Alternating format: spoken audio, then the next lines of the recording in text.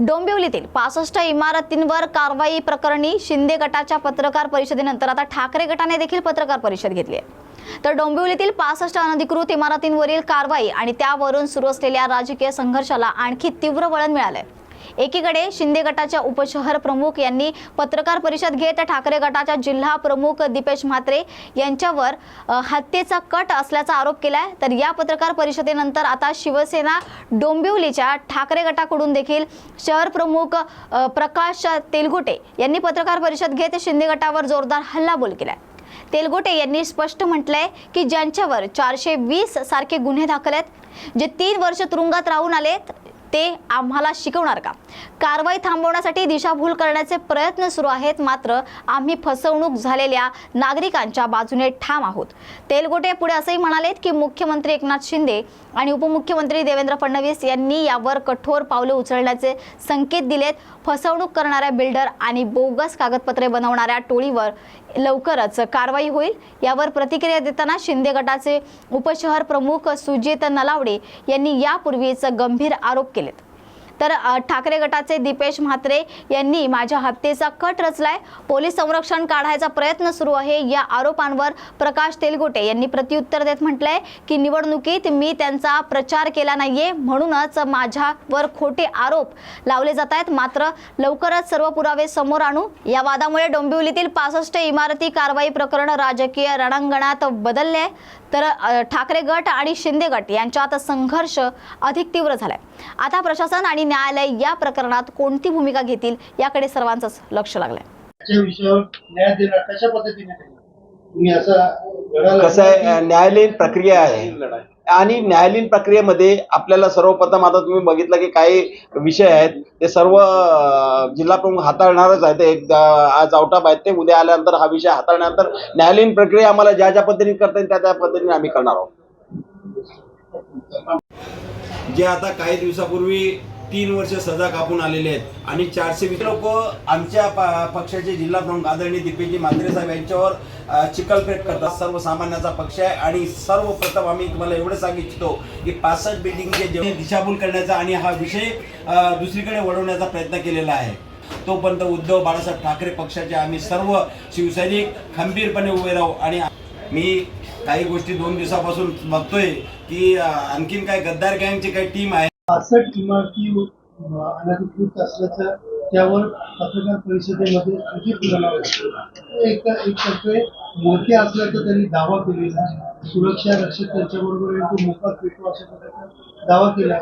मात्र आज सुजित नलावडे यांनी आपल्यावरती अब्दुल रुखसारीचा दावा ठोकला असल्याचं त्यांनी सांगितलं। हत्येचा कट असल्याचा देखील आरोप केला। काय सांगाल आपल्या दीपेश म्हात्रे यांच्या?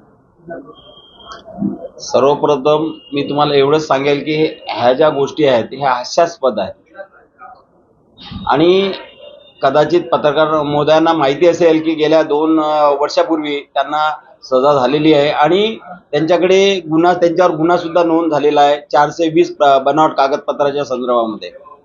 आता ते या विषयाला कलाटणी देण्याचा प्रयत्न करत आहेत। मला असं वाटते या गोष्टीला काही तथ्य नाही आणि हे जनतेला माहिती आहे आणि या विषयाला वेगळं वळण देण्याचा प्रयत्न करत आहेत। परंतु आम्ही एवढंच सांगेल, उद्धव बाळासाहेब ठाकरे पक्षाचे सर्व शिवसैनिक आणि आमचे जिल्हा प्रमुख आदरणीय दीपेशजी म्हात्रे साहेब या विषयाला जोपर्यंत न्याय मिळत नाही सर्वसामान्य नागरिकांना, 65 बिल्डिंगच्या सगळ्या नागरिकांना, तोपर्यंत ही लढाई आम्ही लढत राहणार आहोत। आणि हे काल आलेले आम्हाला सांगू नका की बाबा तुम्ही या पद्धतीने दिशाभूल करतात, अजिबात नाही। कारण सगळ्यांना माहिती आहे की कोण सजा कापून आलेला आहे आणि 420 बनावट कागदपत्राच्या संदर्भामध्ये त्यांच्यावर गुन्हा नोंद आहे हे आम्हाला सर्वांना माहिती आहे आणि याची प्रत मी आपणास देणार आहोत। एकंदरीत तुम्ही जो आरोप लावलाय त्याचे काय नेमके पुरावे तुमच्याकडे आहेत? आणि नलावडे तर त्यांनी असं सांगितलं की आम्ही त्यावेळेला 2 वर्ष जेलमध्ये होतो, त्यामुळे माझा कुठलाही संबंध नाही, माझी कुठली इमारत किंवा माझं त्या बिल्डरांशी संबंध नाही, मित्र आहेत, यावरती काय? अजिबात नाही, या गोष्टीशी आम्ही सहमत नाही। कारण ह्या गोष्टी पोलीस स्टेशन तर खोटं बोलत नाही ना, FIR आहे त्यांच्या नावावर सगळ्या गोष्टी आणि 420 बनावट कागदपत्राच्या संदर्भामध्ये त्यांच्यावर FIR नोंद झालेली आहे। कुठली इमारत त्यांच्या नावाची होती, कुठल्या याची? बरेच असे प्रकरण आहेत त्यांच्या मी तुमच्या सांगतो, सर्व आमच्याकडे लेखाजोखा सगळं आहे। जेव्हा आम्हाला असं वाटेल की दाखवायचं त्या पद्धतीने तुम्ही जेव्हा मागाल त्या पद्धतीने आम्ही तुम्हाला प्रोव्हाइड करू, कारण आम्हालाही माहिती आहे या गोष्टी, कारण ते आम्हाला असं सांगू आणि जिल्हा प्रमुखांना दिशाभूल किंवा जिल्हा प्रमुखाच्या वर चिकलपेक करून ते उद्या या विषयाला कलाटणी देण्याचा प्रयत्न करत आहेत. परंतु जोपर्यंत शिवसेना उद्धव बाळासाहेब ठाकरे हा पक्ष आहे तोपर्यंत या सर्वसामान्य या जनतेला न्याय द्यायचं काम आम्ही करणार आहोत. विधानसभा निवडणुकीच्या दरम्यान त्याचा प्रचार करण्यासाठी त्यांच्यावर दबाव आणला, त्याचबरोबर त्याच्या हत्येचा कट देखील रचला असा देखील आरोप आहे. आणि आता सुरक्षा काढून कुठेतरी गुंतवायचं आणि सुरक्षा काढून त्यांची हत्या करायची असा देखील आरोप लावलेला आहे दीपेश म्हात्रे यांचा. आता कसं आहे, या गोष्टीला न बोललेलं बरं आहे. परंतु मी एवढं सांगेल, आम्हाला इतर विषयावर जायचं नाही, कारण आम्हाला संघटनात्मक पक्षांनी पक्षनेतृत्वांनी जे जे जबाबदाऱ्या दिल्या त्या जबाबदाऱ्या मी पेलत आलेलो आहोत.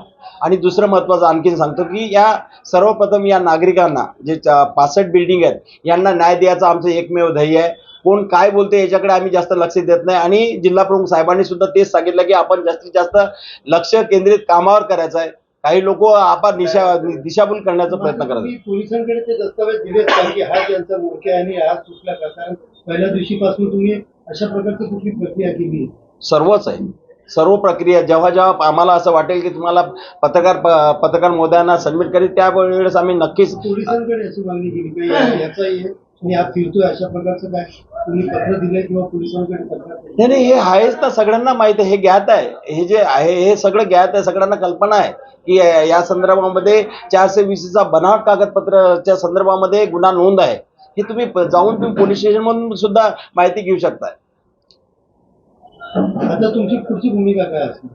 न्याय देण्याची, जोपर्यंत या 65 बिल्डिंगला न्याय देत नाही न्यायालयात ते जाणार आहे. आणि तुमचे जे चिखलपेट केल्याचा तुम्ही आरोप करतो त्यांच्या विरोधात तुमची भूमिका काय असणार? 100% वरिष्ठ याचा निर्णय घेतील. जिल्हा प्रमुख म्हणून आमचे दीपेशजी म्हात्रे याचा निर्णय घेतील. आणखीन एक गोष्ट तुम्हाला आवर्जून सांगायची आहे, मिंदे गटातील काही त्याला असं मी म्हणेल की ते कुठंच टिकलेले नाही असे काही फालतू पर्सन इथे येऊन आम्हाला स्टंटबाजीची भाषा सांगतात. त्यामुळे त्यांना मी एकच सांगेल, उद्धव बाळासाहेब ठाकरेचा एक एक शिवसैनिक हा खंबीरपणे उभा आहे आणि येणारी ही निवडणूक महापालिकेची निवडणूक न लक्षात घेता सर्वसामान्य नागरिकांना न्याय देण्यापर्यंत 65 नागरिक बिल्डिंगच्या नागरिकांना न्याय देण्यापर्यंत आम्ही सर्व ही लढाई लढत राहणार. बाकी कोणी चिखलफेक केली तरी आम्ही त्याकडे दुर्लक्ष करणार आहोत. एवढंच या निमित्ताने मी सांगू इच्छितो.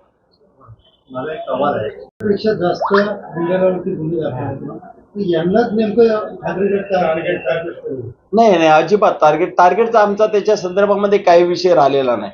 परंतु त्यांनी जे चिखलफेक केली आमच्या जिल्हा प्रमुखावर, आम्हाला वैयक्तिक त्यांच्याकडे जायचंही नाही किंवा जाणार पण नाही.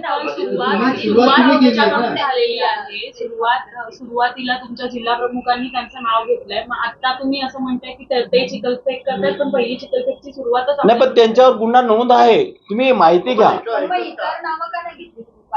पण ते तुम्हाला आम्ही प्रोव्हाइड करणारच आहोत. तुम्ही बोलता त्या मताशी मी सहमत आहोत. परंतु आमच्याकडे रेकॉर्ड आम्ही काल जेव्हा बैठक झाली आमच्या कमिशनर मॅडम, कदाचित पत्रकार महोदय तुम्ही सगळे असणारच आहात, तेव्हा आमची कमिशनर मॅडमची बैठक झाली. त्यावेळेला आम्ही त्यांना सांगितलं की बाबा ज्यांच्यावर 420चा बनावट कागदपत्राच्या संदर्भामध्ये गुन्हा नोंद झालेला आहे त्यांचे सगळे पेपर आम्ही तुम्हाला प्रोव्हाइड करतोय. त्यांच्यावर गुन्हा दाखल झालाच पाहिजे. मग तो नलावडे असो किंवा आणखीन कोणी असो, आम्हाला काही घेणं नाही. त्या नागरिकांना न्याय मिळण्यासाठी आम्ही सदैव प्रयत्न करत राहणार. जिल्हा प्रमुखाचा आदेश आमच्यासाठी सर्वप्रथम त्यांच्या आदेशाचं आम्ही पालन करणार. जिल्हा प्रमुख जे आदेश देतील ते आदेशाचं आम्ही पालन करणार आहोत.